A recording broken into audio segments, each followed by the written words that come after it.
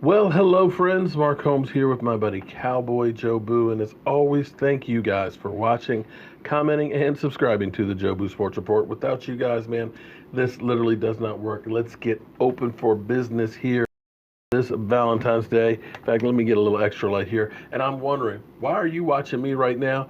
Fellas, make sure you take care of the ladies because you don't want to be in a doghouse. As we sit 203 days, 1 hour, 38 minutes, and 15 seconds away from kickoff of the 2018 season. Now, I got to tell you, I absolutely positively love being in here. I love giving you guys my analysis, my thoughts, my opinions, and things like that. And this is the time where, to me, teams and champions. And it's about building the team and making sure that you have as many playmakers as you can, that you can do everything possible right now to put in place the team that can challenge for it all. And every year, Law Nation reminded me that, before I get to that, I got one thing here. Before I left to go to Super Bowl, and it was hectic before we left because we were having to drive down and I didn't actually pack till the night before. But this came the day before I left. And I'm not sure who sent this to me, but I appreciate it. It says, we run, we hit, period. Excuse me, didn't mean to sneeze on you. And I love it's got a little heart here that's held on by a little mini clothespin. It's like Joe Boo size. And it says, made with love. I appreciate this, but I don't know who gave it to me. But thank you so much. Please, if you see, if you gave it to me, leave a little comment in there and let me know so that way I can thank you directly. I appreciate all the support and all the love that I get for this channel from all you people. I appreciate it. But anyway, every off season, I've kind of focused in on one guy to the point of nauseum, where people literally just say, just shut up. I'm tired of hearing about this guy. And more times than not, the Cowboys don't do anything about it. Aaron Donald was actually one of the first guys that I looked at and I said, that's the guy that I wanted. Aaron Donald was a beast. And looking at him in the draft, I was like, my God, if you get that guy in the middle. And my reason for wanting him is, and it's still the reason why I want a big guy in the middle. But when you have a big guy that can control the middle, that requires double teams, he literally makes everybody on the defense that much better. Because he's requiring double teams, and that means it's harder for the guards to get to the second level and get to the linebackers. You've heard me say this before. The linebackers can then do what they do, which is make and scrape and move around. They have nothing, no wash in front of them. They can see the plays develop. He also makes the defensive ends, because he's got a push in the middle, quarterback can't step up. It makes the defensive ends that more effective and getting more sacks. If he's getting that push up the middle, then the cornerbacks aren't going to have to hold up for 6-7 seconds, okay? Quarterback doesn't have a space to run. And if a cornerback doesn't have to hold up for 6 or 7 seconds like an Aaron Rodgers does against us, they're not killing us. And that's why I wanted that guy. Dak Prescott, another guy. Fortunately, we drafted him. But from the time I saw him at the Senior Bowl, I said, this is the quarterback for the Dallas Cowboys. This is the guy I focused on. And everybody's like, you're a bum. He's a nobody. You know, we got him in the 4th round, big deal. He'll never see the field. But to have scored in 3 years 82 touchdowns between his legs and his arm, to have 33 victories, to have started a single game is unbelievable. And I'm glad we got that guy, regardless of how some of you people feel. I'm glad we got that guy. Another guy that I said was a go-get guy for the Dallas Cowboys was Coleus Campbell. And people laughed at me about him. They said he's too old, too expensive. He only gets 6 or 7 sacks a year. You know, he's a bum. And I said, like I said about Aaron Donald, you control the middle of the field, you control the field.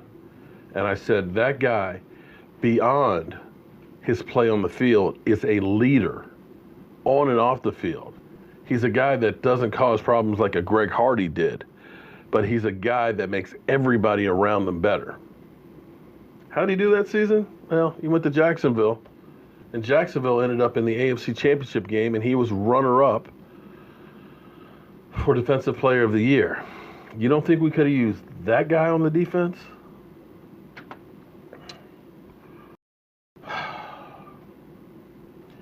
Last year, it was Demario Davis. After last season, seeing what happened to our defense when Sean Lee went out, we went from giving up about 85 yards or so on the ground to about 185 when Sean Lee was gone. Jaylon Smith, although he played all 16 games, you didn't know for sure if that leg was going to heal any more than where it was last year. And you looked at it and said, linebacker is a problem. And this is, of course, before we drafted Van Der Esch, and thank God we got Van Der Esch. But I looked at Demario Davis, who I actually got to know because of United Way, but had 133 tackles and 5 sacks with the Jets. He went to New Orleans, 111 tackles, 5 sacks again. And that guy made it through the season unscathed and is working out as we speak now, getting ready for next year. The guy's an absolute positive beast. So here we are, knee deep in the offseason, a few weeks away from free agency beginning, and the team is trying to figure out and shape the team for next year. Well, the closest thing I got to a soapbox right here.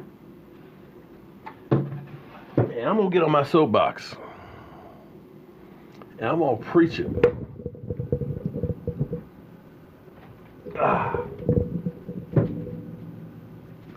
Let's hope the soapbox doesn't break. But hey, I'm on my soapbox right now. And Dallas Cowboys, I know I'm just a guy in my basement that's a blogger. But I'm telling you, go get this guy. Go get him. Earl Thomas. I'm telling you, he's my Dallas Cowboys go-get guy for this year. And I'm going to tell you why. In fact, I'm going to get off of this soapbox because with it being Valentine's Day, we decided to have a keto cheat day. And whoo, we got some Popeyes fried chicken. Oh, man, it had biscuits with jelly and the red beans and rice. Oh, my God. I can feel the box kind of screaming right now underneath me. But it's all good. But here's the thing.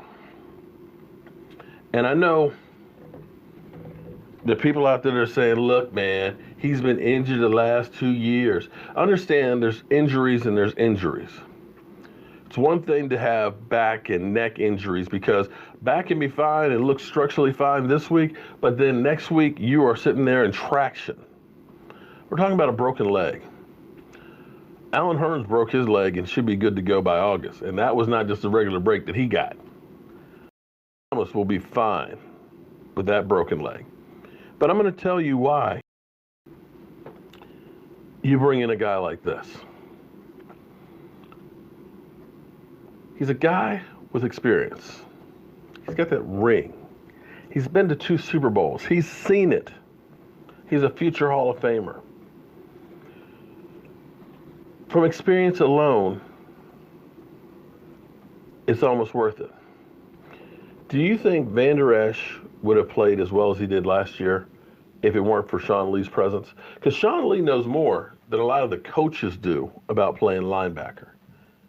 Having a guy like Sean Lee whispering in Jaylon Smith and Van Der Esch's ear is a hell of a bonus. And when you look at this team being one of the youngest teams in the NFL, having a few guys that have been there, a few wily veterans that know how to calm the guys down or put a foot in their ass when they need it is definitely needed. You can look and say Joe Looney was a better player being thrown into the role of being the starter, having Travis Frederick over there on the sidelines to help him. And that's one of the reasons right there that you get him. Second thing, this guy has been the general for the defense that Chris Richard has installed. This guy knows all the ins and outs, the intricacies of it, and can teach the other guys. Third, you got a hell of a player you're adding into the rotation and a guy who wants to be here, who is motivated about trying to get another ring before his time is up. I don't think he's looking just about the money right now as it is as that last go-round before my career's over to play in front of my hometown. And when you get a guy who wants to be there, who wants to do, and who wants to succeed, and it's more than about the money, you got a different person. And I will go to my grave believing that if he was out on that field when Jared Goff ran in the playoffs for that first down, that he would have made that stop. So you're going to get sick and tired of hearing me talk about Earl Thomas to the Dallas Cowboys. This is the guy that I'm going to preach and scream and yell that the Dallas Cowboys need on the defense. Because make no mistake about it, our defense played well last year. They kept us in a lot of games. But the one thing that was missing last year from that defense, interceptions. We had 9 interceptions last year. Xavier Woods had 2. Van Der Esch had 2. Nobody else had more than 1. And when you can get an interception, you're giving your offense an extra opportunity. You can make it as much as a 14-point swing in the scoreboard by preventing them from getting in and you score. It's a momentum changer.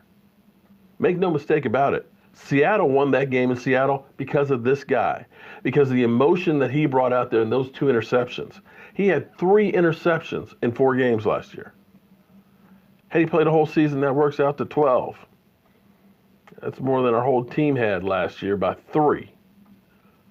So yes, I'm in the tank for bringing Earl Thomas here. He is my Dallas Cowboys go-get guy of the, did I say it right? Go-get guy for the offseason. And let's hope the Dallas Cowboys hurry up and get him so that way you won't be hearing me talk about it all off season. But as always, friends, make sure you take care of that woman for Valentine's Day, and I will see you guys soon.